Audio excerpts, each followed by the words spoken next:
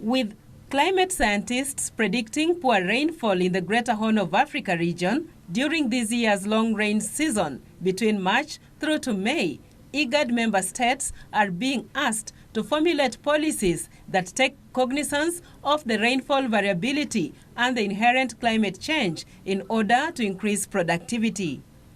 Now we know our problem very well.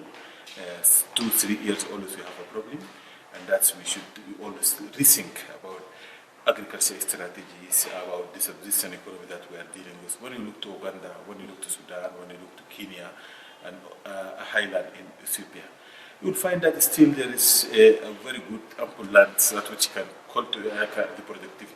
But we are not doing enough in terms of the productivity. Most of our agriculture is still in the very subsistence level, small farmers, subsistence for her livelihood. We need to scale up those kind of interventions.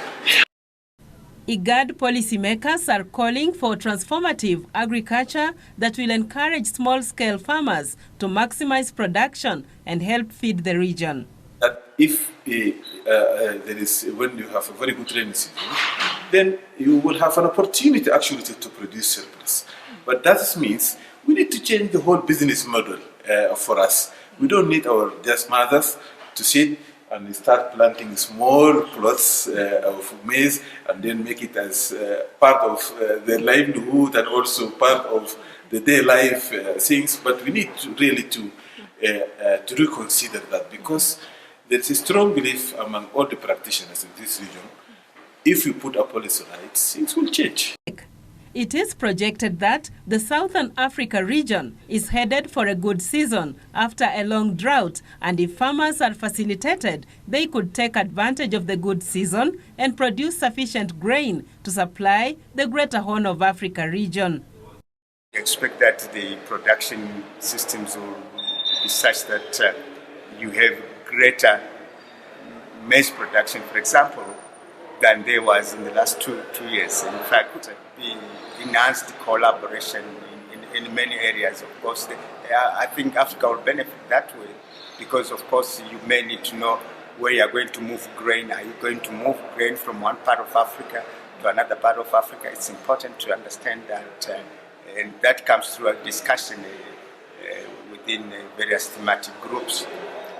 Or are you going to now have to import from outside of Africa? All those things are important because there are cost implications on how we're doing that.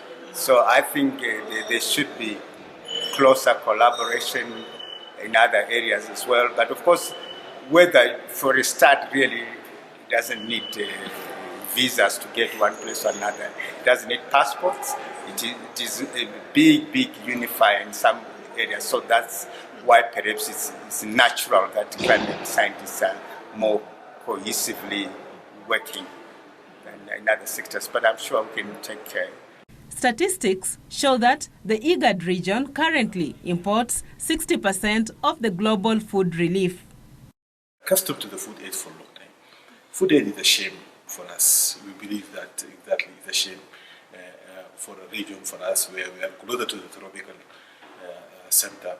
We need to do enough, because this is the only region now in the world is still become depending and repeatedly appeal. And what we realize that even our appeal now has not. Yesterday you have seen in your presentation that there is an appeal in Ethiopia here, but the minister is saying that nobody has responded. Judith Akolo, The Business Defined.